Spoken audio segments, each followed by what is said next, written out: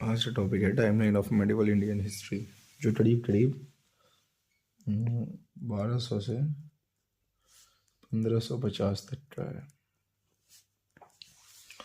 1200 से 1550 ये जो कम्प्लीटली पीरियड है, ये इस्लामिक रूल का है पीरियड। ये इस्लामिक रूल का पीरियड है। इसमें हिंदुस्तान का जो लोकल रूलर्स है, इनका रूल खत्म हो जाता है हिंदुस्तान में। जो है 1200 में स्लेव डायनेस्टी, 1206 के आसपास ये स्लेव डायनेस्टी आता है। बट इसका ओरिजिनेशन जो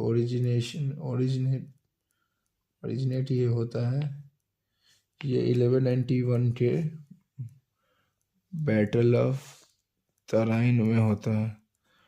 बैटल ऑफ तराइन में जो फर्स्ट रहता है, इसमें इस बैटल में गोरी जो रहता है वो पृथ्वीराज से हार जाता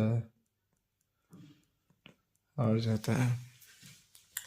फिर 1192 में, एकदम इसके जस्ट बाद 1192 में बैटल ऑफ तराइन फिर से होता है। बैटल ऑफ तराइन फिर से होता है जो सेकेंड वन रहता है, जिसमें पृथ्वीराज हार जाता है। पृथ्वीराज गोरी से हार जाता है। इसके बाद जब ये हार जाता है, मतलब क्या नाम है, पृथ्वीराज हार जाता है, उसके बाद जो पृथ्वीराज के कंट्रोल में जो जगह रहता है उसका नाम आज तक दिल्ली और अजमेर करीब करीब रहता है। अजमेर नॉर्दर्न इंडिया है, वो इसके कंट्रोल में रहता है, इधर की ओर वेस्टर्न साइड का नॉर्दर्न इंडिया। उसके बाद इनका अपना जो टर्कीज इन्वेड करते हैं इंडिया पे, उनका एक एम्पायर बन जाता है। फिर 1206 में यही ऐबक जो स्लेव रहता है डोरी का, क्योंकि डोरी के पास कोई अपना संतान नहीं होता है, तो ऐबक को ही अपना वो पूरा अंपायर सौंप देता है। फिर 1206 से लेकर करीब करीब 1210 तक ऐबक का हुकूमत रहता है। ऐबक के बाद 1211 से 1236 के आसपास इल्तुतमिश रहता है। 1236 के बाद हिंदुस्तान के इतिहास में ये पहली बार करीब करीब उस समय होता है जो मेडिवल इंडियन हिस्ट्री के टाइम में रहता है। पहली बार कोई महिला शासिका हिंदुस्तान की गद्दी पे, यानी दिल्ली की गद्दी पे बैठती है, जिसका नाम राजिया सुल्ताना होता है। ये इल्तुतमिश के जितने भी बेटे रहते हैं, चाहे वो रुकनुद्दीन, फिरोज शाह या फिर नसीरुद्दीन महमूद या फिर अलाउद्दीन बहमन शाह, अलाउद्दीन मसूद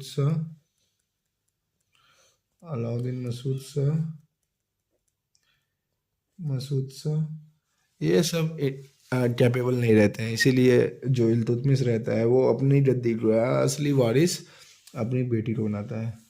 अब यही 1240 के बाद मतलब ये एक षड्यंत्र के थ्रू है ना, इन्हें मार दिया जाता है। फिर 1240 में बलबन जो रहता है उसकी शक्तियों में वो होता है, उत्थान होता है, और उसके बाद ये गद्दी पे बैठते हैं। 1240 से 42 के आसपास मुइयुजुद्दीन बहराम शाह गद्दी पे बैठते हैं। और उसके बाद